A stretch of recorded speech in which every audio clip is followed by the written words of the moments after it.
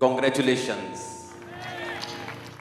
बैठ जाओ अपने शरीर में, अपनी बाइबल को उठाओ, बोलो सर्वशक्तिमान परमेश्वर, मैं इस वचन से प्यार करता हूं। यह मेरे शुद्ध रहने का आधार, मेरे जंगे रहने का आधार है। आज जो कुछ मैं सुनूंगा मैं फल लेके आऊं। मांगो अपने हाथों को उठा के। आज मेरा बिलीव है कि परमेश्वर आपको अपना वर्ड देके यहां से भेजेंगे, क्योंकि मोस्ट इंपॉर्टेंट थिंग, सबसे जरूरी बात जो क्रिश्चियनिटी की है, आज मैं उस बारे में आपसे बात करूं। मोस्ट इंपॉर्टेंट, उससे इंपॉर्टेंट और कुछ नहीं। अपने पड़ोसी को बोलो मोस्ट इंपॉर्टेंट, सबसे जरूरी। आमीन। अगर आप उत्पत्ति से शुरू हो जाओ और प्रकाशित वाक्य तक अगर आप देखो, आपको वही व्यक्ति परमेश्वर के लिए काम करते हुए मिलेंगे जो सेल्फ डेथ में। यीशु मसीह ने कहा, अगर तू अपना क्रूस उठा के मेरे पीछे ना आए तो तू मेरा चेला होने के काबिल नहीं। अब बोलो अपने पड़ोसी को, सबसे जरूरी बात है कि तू अपने आप में मुर्दा हो ताकि परमेश्वर तुझसे काम कर सके। हालेलुया। क्रिश्चियनिटी में अगर आप देखोगे, सबसे ज्यादा काम अगर किसी बंदे ने किया है, वो वही लोग हैं जो अपने आप में मरे हुए हैं। यीशु मसीह ने कहा, अगर तू अपना क्रूस उठा के मेरे पीछे नहीं चलेगा तो तू मेरा चेला होने के काबिल नहीं। अगर कोई मेरा पीछा करना चाहे, अपना क्या उठाए? बोलो अपने पड़ोसी को, क्या उठाए? अपना क्रूस उठाए और क्या करे? मेरे पीछे आए। इब्रानियों की पुस्तक उसका 11 अध्याय, उसकी 25-26, इसलिए कि उससे पाप में थोड़े दिन में सुख भोगने से परमेश्वर के लोगों के साथ दुख भोगना अधिक अच्छा लगा, और उसने मसीह के कारण निंदित होने को मिस्र के भंडार से बड़ा धन समझा, क्योंकि उसकी आंखें फल पाने की ओर लगी थी। इसमें मूसा की बात हो रही। 40 साल वो एक राजकुमार था, बाइबल कहती है 40 साल उसने वो देखा जो उसने पहले कभी नहीं देखा। 40 साल एक ऐसा व्यक्ति जिसके पांव के नीचे जब वो बेड से उतरता था तो सोने की चप्पल आती होगी, चांदी की चप्पल आती होगी, रेड मैट और ग्रीन मैट आते होंगे, वो भी सोने के साथ बुने हुए।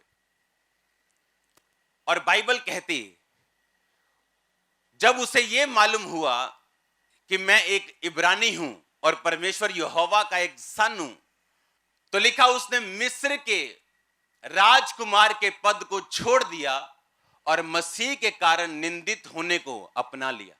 और बाइबल कहती है अगले 40 साल उसकी ट्रेनिंग के रहे, जब वो 40 साल मिधान देश में परदेसी होकर रहा, और उसके अगले 40 साल उसके राज्य में रहे, जो परमेश्वर के नाम में उसने लोगों को छुड़ाया। सबसे पहले मूसा ने फैसला किया कि नहीं, मसीह के कारण मैं निंदित होना प्रेफर करूंगा अपना जीवन दुखों में निकालने से। और बाइबल कहती है उसने फैसला किया कि वो परमेश्वर के लिए खड़ा होगा। अगले 40 साल परमेश्वर ने उसे सेल्फ डेथ में रखने के लिए उसके भेड़ और बकरियों को चराने में लगाए। आपका बेस्ट पैदा होगा जब आप क्रूस उठा के सेल्फ डेथ में चले जाएंगे। और कैसे होगी ये सेल्फ डेथ? अपने आप में मरना, अपना क्रूस उठाना, ये आसान नहीं। परमेश्वर आपको निकालेगा अलग अलग चीजों से, दुखों से, निराशाओं से, बीमारियों से, कलेशों से, धोखे से। अगर आप सेल्फ डेथ देखना चाहते हैं तो यीशु मसीह ने कहा, अगर तू अपना क्रूस ना उठाए तो तू मेरे काबिल ही नहीं। और क्रूस उठाने का मतलब यह है अपने आप में मरना। प्रतिदिन अगर तू मेरा क्रूस ना उठाए तो तू मेरे काबिल नहीं। इसका मतलब अपने आप में मरना। अगर तू अपने आप में मरा नहीं तो मेरे काबिल नहीं। अब मैं आपको बताता हूं इसका मतलब क्या है। सेल्फ डेथ ये वो पोजीशन है जब एक विश्वासी इस पोजीशन पे पहुंचता है, जिस तरह मूसा पहुंचा और उसने पैसों की परवाह नहीं की, वचन की परवाह की, अपनी पदवियों की परवाह नहीं की, वचन की परवाह की।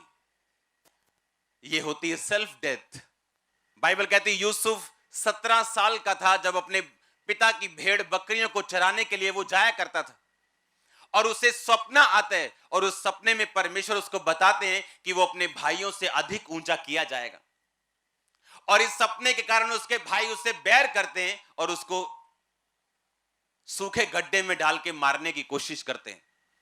वहां से वो निकलता और मिस्र देश में जाता है, और 30 साल तक कभी पोतीफर के घर में, कभी जेल में रहता है। ये 13 साल उसकी सेल्फ डेथ के थे। ये 13 साल में परमेश्वर ने उसे तैयार किया कि कैसे परमेश्वर के ऊपर भरोसा रखा जाए जब वो मौत के करीब था। इमोशनली डिस्टर्ब था, तब भी उसने पोतीफर की पत्नी के साथ सेक्स करना नामंजूर किया। आज कोई पवित्रताई में इसलिए है उसे मौका नहीं मिल रहा। आज कोई चोरी इसलिए नहीं कर रहा क्योंकि वो फाइनेंस टीम में नहीं, लेकिन जैसे आप उसे मौका देंगे तब मालूम होगा ये बंदा पवित्रताई में है या चोर है या नहीं। हालेलुया। और लिखा वो 13 साल इमोशनली डिस्टर्बेंस में,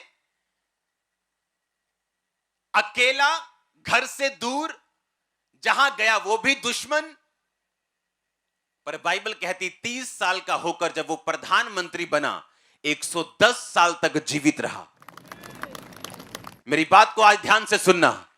अगर आप जीसस क्राइस्ट को फॉलो करेंगे, अपने आप में मर के आप परमेश्वर का ध्यान रखेंगे, उसके वचनों पे चलेंगे, आपका कलेश तो छोटा सा होगा पर आपकी महिमा सालों की होगी यीशु मसीह के नाम में। दूसरा कुरिन्थिया 4 उसके 16 से 18 आयत। इसलिए हम हियाव नहीं छोड़ते, यद्यपि हमारा बाहरी मनुष्य तब नष्ट होता जाता है, तो भी हमारा भीतरी मनुष्य तब दिन प्रतिदिन नया होता जाता है। क्योंकि हमारा पल भर का हल्का सा कलेश हमारे लिए बहुत ही महत्वपूर्ण और अनंत महिमा उत्पन्न करता है। हम तो देखी हुई वस्तुओं को नहीं परंतु अनदेखी वस्तुओं को देखते रहते हैं, क्योंकि देखी वस्तुएं थोड़े दिन की हैं और अनदेखी वस्तुएं सदा बनी रहती हैं। 17 आयत को मैं दोबारा पढ़ूंगा। क्योंकि हमारा पल भर का कलेश, हल्का सा कलेश हमारे लिए बहुत ही महत्वपूर्ण और अनंत महिमा उत्पन्न करता जाता है। हमारा थोड़ा सा कलेश कहता अनंत महिमा को पैदा करता है। जो आपने सह लिया परमेश्वर में आके, आपने परमेश्वर के वचन को त्यागा नहीं, क्योंकि आपके रिश्तेदार यही चाहते थे कि आप उसके वचन को त्याग दें। आपने अपने शरीर की नहीं सुनी, व्यभिचार की नहीं सुनी, चोरी की नहीं सुनी, आपने वही किया जो वचन चाहता था। बाइबल कहती है अगर तुम इस तरह चलोगे तुम्हें कलेश का सामना करना पड़ेगा, तुम्हारे लोग तुम्हारे विरोधी हो जाएंगे, लेकिन बाइबल कहती तुम्हारा हल्का सा कलेश अनंत महिमा को पैदा करेगा। उसका 13 साल का कलेश उसके 80 साल के राज्य को पैदा किया उसने। वो 30 साल का था जब प्रधानमंत्री बना और 110 साल तक अपनी कुर्सी पे खड़ा रहा।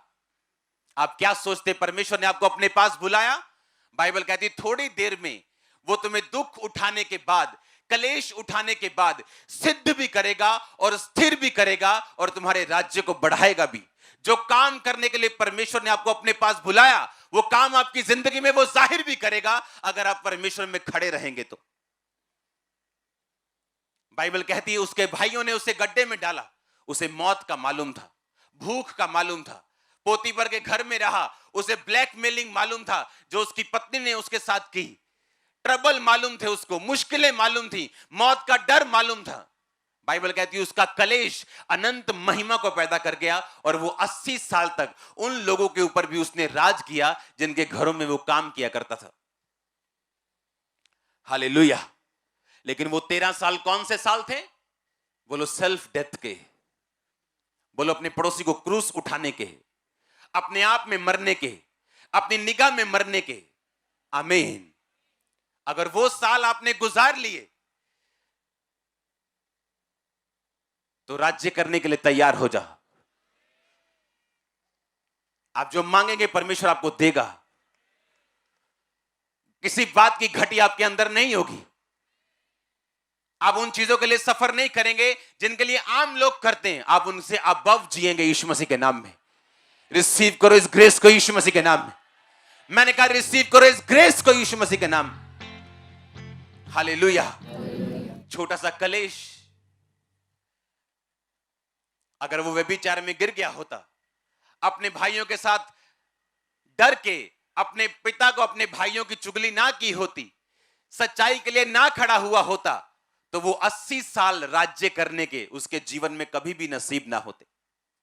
मैंने ऐसे लोग देखे अपनी लाइफ में, अपनी पर्सनल लाइफ में, अपने रिश्तेदारी में, जो मसीह में इसलिए नहीं आते, उनको मालूम है यीशु मसीह जीवित परमेश्वर है, सिर्फ इसलिए नहीं आते कि जैसे वो मसीह में आते हैं उनके घर में कलेश शुरू होते हैं।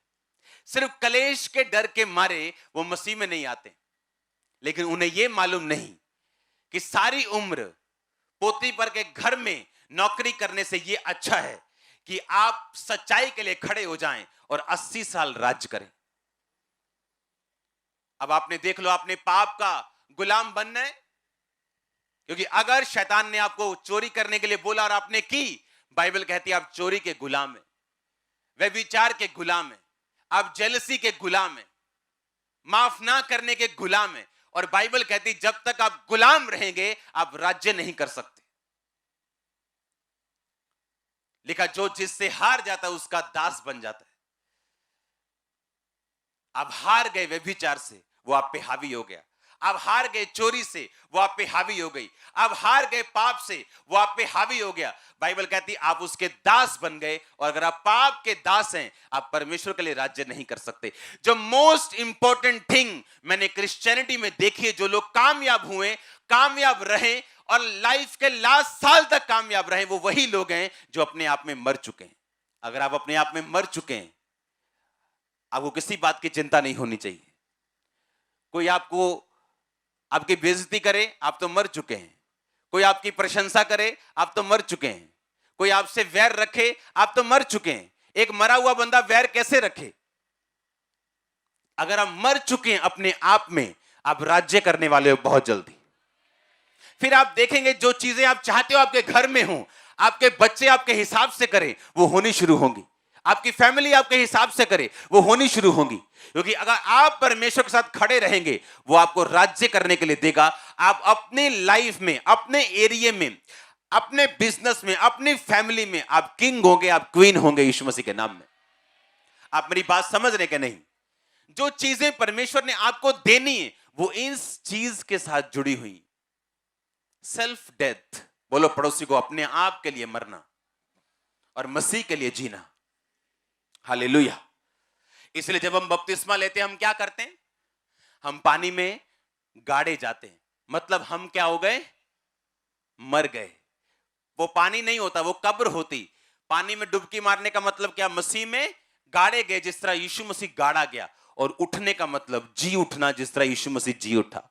वो कहता अब तुम मसीह के लिए जी उठे हो, बाकी जीवन अपने शरीर के अनुसार नहीं, मसीह के अनुसार चलाना। हालेलुया। तो क्या व्यभिचार मसीह के अनुसार है? जेलसी मसीह के अनुसार है? क्या चोरी मसीह के अनुसार है? बोलो। अगर हम मसीह के अनुसार जिएंगे नहीं, तो उसके अनुसार हम राज्य भी नहीं करेंगे।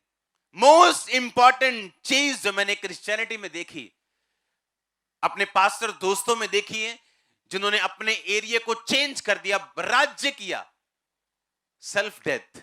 आपको चर्च में काम करने के लिए सेल्फ डेथ की जरूरत है। आपको प्रचार करने के लिए सेल्फ डेथ की जरूरत है। अच्छा विश्वासी बनने के लिए सेल्फ डेथ की जरूरत है। अपने आप के लिए मरना और मसीह के लिए जीना। यह शरीर आपका नहीं, किसका है? अगर यह बीमार हो तो किसकी जिम्मेवारी होगी? परमेश्वर की। अगर हम इस तरह से चलेंगे और हीलिंग को कमांड करेंगे, वो भी होगी। डिलीवरेंस को कमांड करेंगे, वो होगी।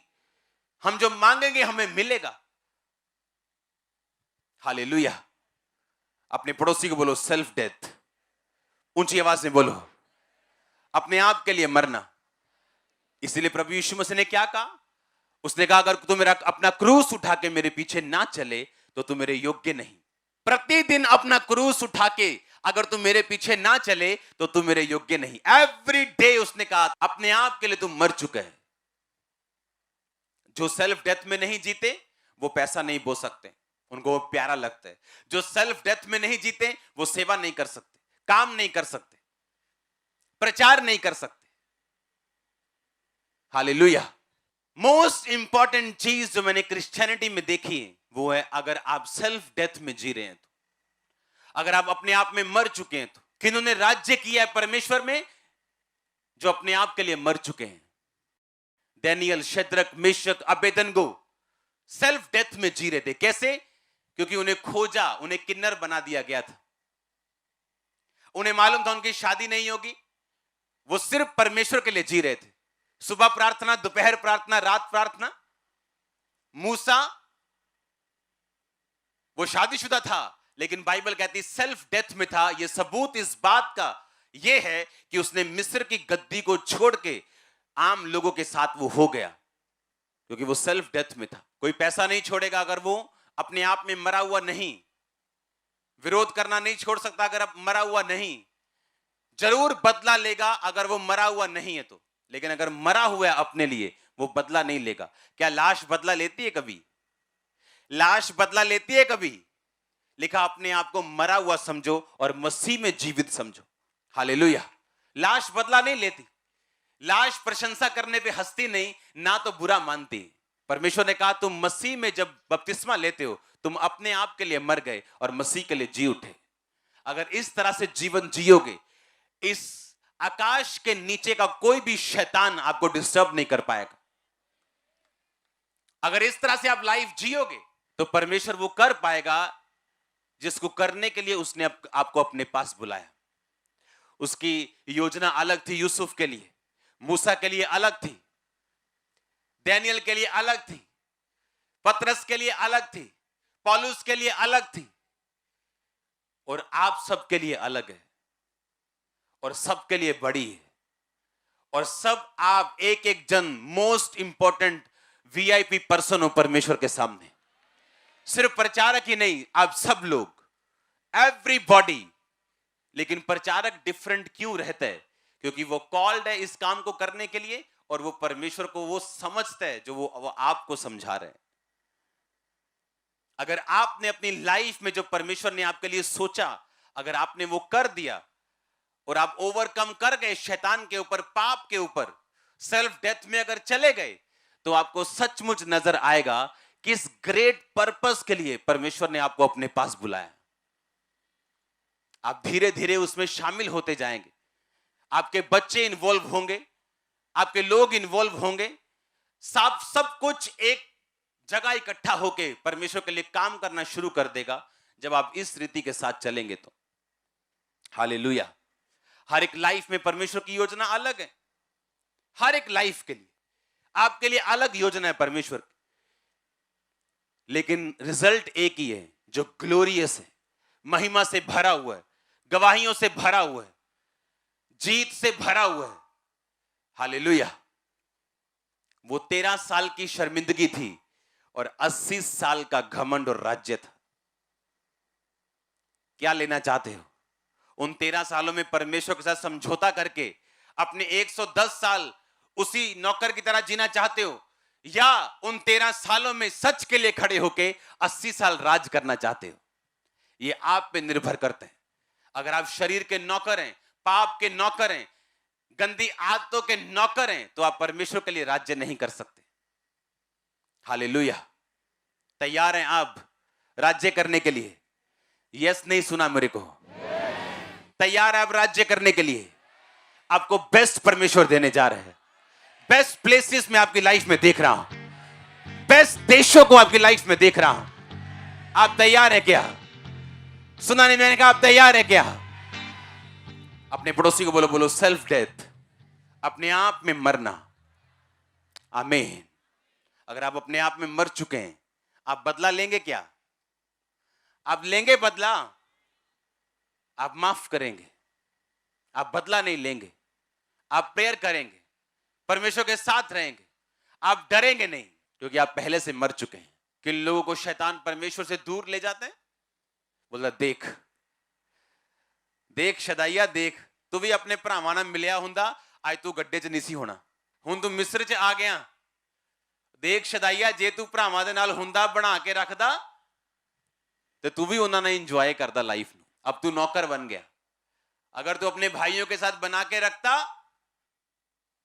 तो तू यहां मिस्र में ना आता। कितना डिस्टर्ब किया होगा इमोशनली शैतान ने उसको, इमेजिन करके देखो। पर वही जीते जिन्होंने शैतान के सिर के ऊपर पांव रख के आगे बढ़े हैं, जो उसकी बातों को रद्द करके आगे बढ़े, वही जीते हैं। हालेलुया। आपने फैसला करना है। अब आप शैतान के नौकर बनना चाहते हैं, पाप के नौकर बनना चाहते हैं, तो आप परमेश्वर के लिए राज नहीं कर सकते। वो काम परमेश्वर कभी पूरे नहीं कर सकता जो उसने आपकी लाइफ में सोचे हुए हैं, अगर आप पाप के दास हैं, पाप के नौकर हैं, शैतान के नौकर हैं तो। हालेलुया। आपको एक साइड चुननी पड़ेगी। एक साइड आपको हमेशा परमेश्वर की ओर लेके जाने की कोशिश करेगी, और एक तरफ शैतान आपको हमेशा शरीर की बात सुनने के लिए मजबूर करे, और वो फैसला निर्धारित करेगा आप अपनी लाइफ में कहां तक जाएंगे। हालेलुया। जो शांति, जो आनंद आप फील कर रहे होंगे, मैंने कभी महसूस नहीं किया ऐसा अपनी लाइफ। आप जीवित और यहां बैठे हैं, हाँ, और वचनों को अपनी आंखों से आपने कंप्लीट होता देखा कि वो तुझे बहेलिए के जाल से और महामारी से बचाएगा। आमीन। वो तुझे अपने पंखों की आड़ में ले लेगा और तू उसके पैरों के नीचे शरण पाएगा। उसकी सच्चाई तेरे लिए ढाल और झिलम ठहरेगी। तू ना रात के भय से डरेगा, ना उस तीर से जो दिन को उड़ता है, ना उस मरी से जो अंधेरे में फैलती, ना उस महारोग से जो दिन दोपहरी में उजाड़ता है। तेरे निकट 1000 तेरी दाहिनी और 10,000 गिरेंगे, परंतु वह तेरे पास ना आएगा। हालेलुया। परंतु तू अपनी आंखों से दृष्टि करेगा और दुष्टों के अंत को देखेगा। हालेलुया। पूरा होते देखा हमने वचन को। महामारी ना आती कभी देखते ना हम, हाँ, ये पौलुस के टाइम में आई, प्रेरितों के टाइम में आई, अकाल पड़े ताकि परमेश्वर अपने वचन को आपको दिखाए।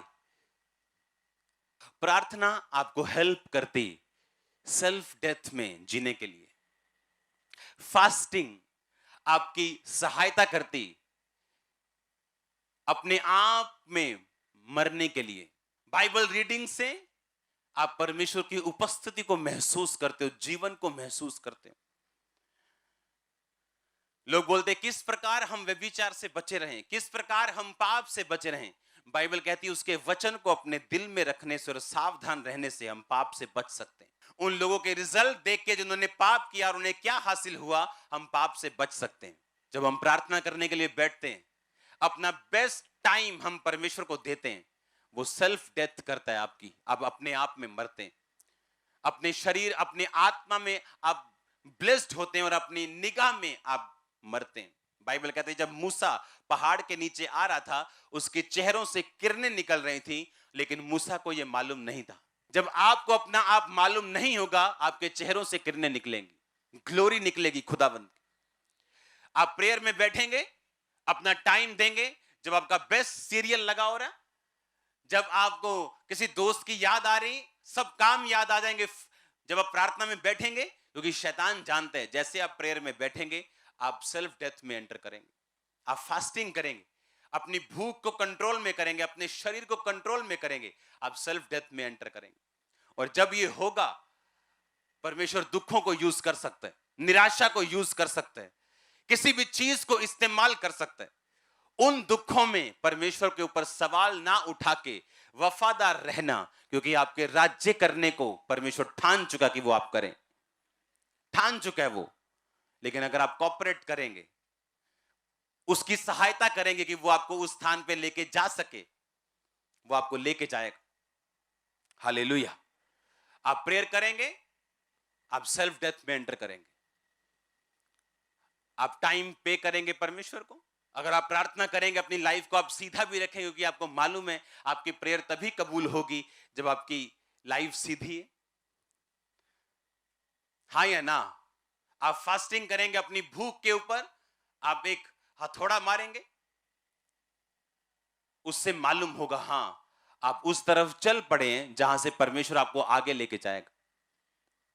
जो भी आपकी लाइफ की जरूरत है, एनीथिंग, शारीरिक जरूरत की मैं बात कर रहा हूं, अब वो आपका हस्बैंड हो, आपके बच्चे हो, आपका फाइनेंस हो, एवरीथिंग आपके पास बेस्ट होगा। एवरीथिंग, मैं आपको सच कह रहा हूं, एवरीथिंग। अगर आप इस तरीके से परमेश्वर में चलेंगे तो ये एक्सपेक्ट मत करना अपने बच्चों से कि वो पवित्रताई में चलें या अच्छी तरह से जीवन बिताएं अगर आपका जिंदगी पाप में है। तो अगर आप एक पैग लगाएंगे और आप बोलेंगे अपने बच्चे को एक पैग कोई बुरा नहीं, वो 10 लगाने वाला होगा। आप आधा घंटा 1 घंटा प्रार्थना करने वाले होंगे, वो 2.5 घंटे वाला होगा। आपके लोग कभी आपको नहीं सुनेंगे कि आप बोलते क्या हैं, वो देखेंगे आप करते क्या हैं। खासकर आपका परिवार, आपके करीबी लोग। प्रेयर के दौरान आप अपने आप से बाहर आके आप परमेश्वर के साथ मिलते हैं, उसके साथ एक होते हैं। प्रार्थना में आपको परमेश्वर दिखाता है आपकी जिंदगी की कमियां। आपने अपने माता पिता की इंसल्ट कर दी और आपको रोग हो गया।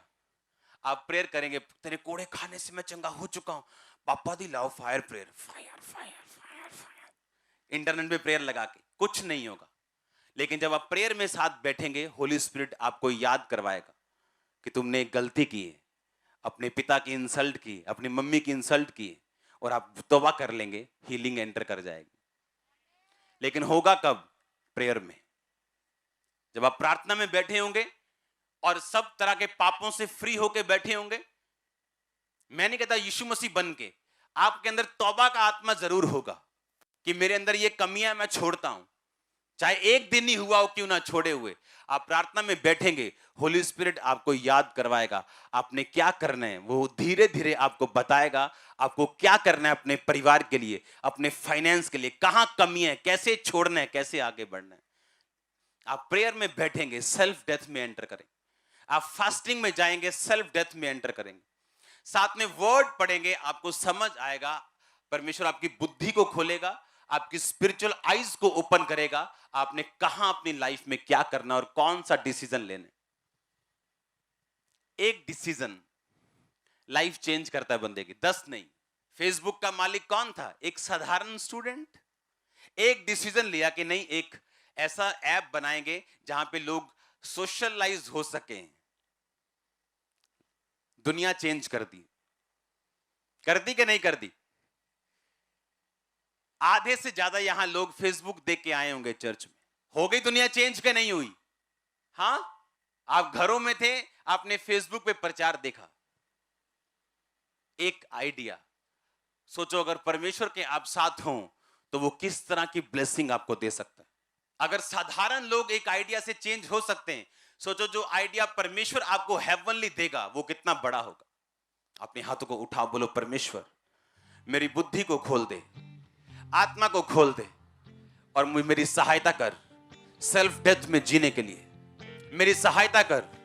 ऊंची आवाज से बोलो थैंक यू जीसस। मांगो अपने हाथों को उठा के